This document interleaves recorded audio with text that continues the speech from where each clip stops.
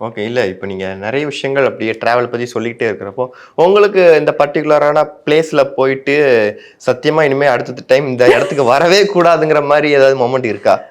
வரவே கூடாதுங்கிற மாதிரி மூமெண்ட்னா, வரவே கூடாதுன்னு அவ்வளோ நான் இன்செக்யூராவோ, இல்ல பேடாவோ நான் ஃபீல் பண்ணதில்ல.